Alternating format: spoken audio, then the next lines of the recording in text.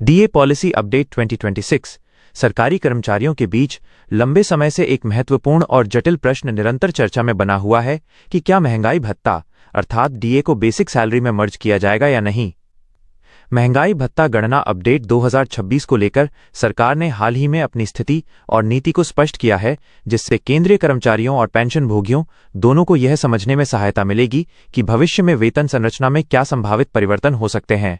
यह विषय विशेष रूप से महत्वपूर्ण है क्योंकि महंगाई भत्ता का बेसिक सैलरी में विलय कर्मचारियों के अन्य भत्तों और पेंशन को भी प्रभावित करता है। इसलिए हर सरकारी कर्मचारी इस मुद्दे पर सरकार के निर्णय की प्रतीक्षा कर रहा है और स्पष्टता चाहता है। महंगाई भत्ता विलय की मांग क्यों होती है?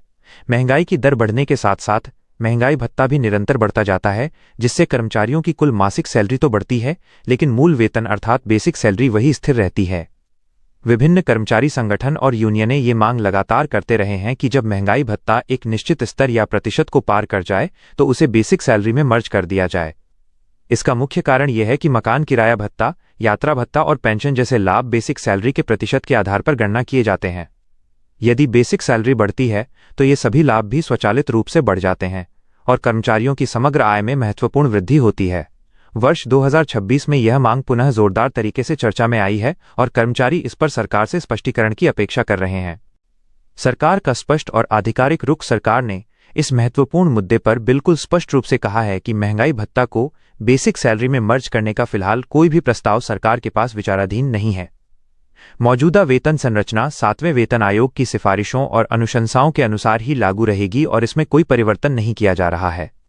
सरकार का स्पष्ट कहना है कि महंगाई भत्ते का मूल उद्देश्य महंगाई के बढ़ते प्रभाव की भरपाई करना है, न कि संपूर्ण वेतन संरचना को बदलना या पुनर्गठित करना। यह स्पष्टीकरण सरकार द्वारा कर्मचारी संगठनों की मांगों के जवाब में दिया गया है। सरकार ने यह भी स्पष्ट किया है कि वेतन आयोग के बीच की अवधि में ऐसे बड़े संरचनात्मक परिवर्तन नहीं किए जाते हैं। पूर्व वेतन आयोगों का इतिहास और परंपरा। पिछले कई वेतन आयोगों के दौरान यह स्पष्ट रूप से देखा गया है कि जब कोई नया वेतन आयोग लागू होता है तब उस समय तक संचित पुराने महंगाई भत्ते को बेसिक सैलरी में समाहित कर दिया जाता है और नई संशोधित बेसिक सैलरी निर्धारित की जाती है।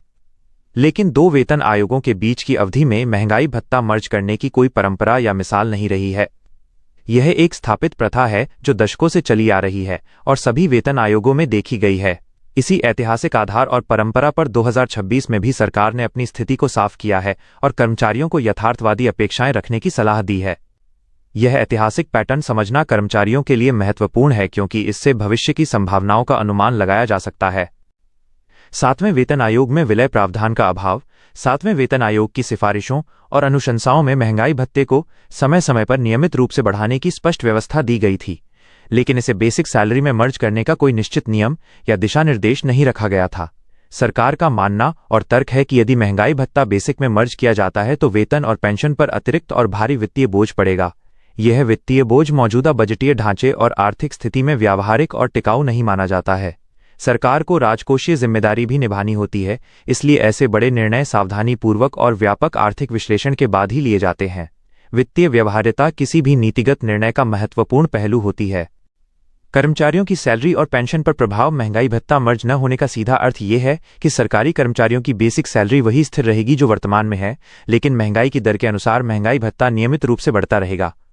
इससे कर्मचारियों की कुल मासिक वेतन में निरंतर वृद्धि होती रहेगी जो उनकी क्रय शक्ति को बनाए रखने में सहायक होगी। हालांकि मकान किराया भत्ता और अन्य भत्तों पर इसका सीधा प्रभाव सीमित और अप्रत्यक्ष रहेगा क्योंकि वे बेसिक पर आधारित होते हैं। पेंशन भोगियों के लिए भी महंगाई राहत अर्थात डीआर अलग से ही जुड़ता रहेगा और उनकी मूल पेंशन में कोई परिवर्तन नहीं होगा। यह व्यवस्था वर्तमान नीति के अनुसार जारी रहेगी और कर्मचारियों को इसी के अनुसार अपनी वित्तीय योजना बनानी चाहिए। भविष्य में विलय की संभावना का विश्लेषण। वेतन और कराधान विशेषज्ञों के अनुसार महंगाई भत्ता मर्ज का विषय आमतौर पर नए वेतन आयोग के गठन और कार्यान्वयन के समय ही उठता है और विचार किया जाता है। वर्ष 2026 में यदि 8वें वेतन आयोग से जुड़ी कोई औपचारिक प्रक्रिया प्रारंभ होती है तब इस महत्वपूर्ण मुद्दे पर दोबारा गंभीरता से विचार संभव है। फिलहाल निकट भविष्य में अर्थात अगले कुछ महीनों या वर्ष में महंगाई भत्ता मर्ज होने की संभावना बहुत कम और नगण्य मानी जा रही है। कर्मचारियों को इस यथार्थ को स्वीकार करना चाहिए और तदनुसार अपनी वित्तीय योजना बनानी चाहिए। 8वें वेतन आयोग के गठन और कार्यान्वयन के समय इस मुद्दे पर पुनर्विचार हो सकता है।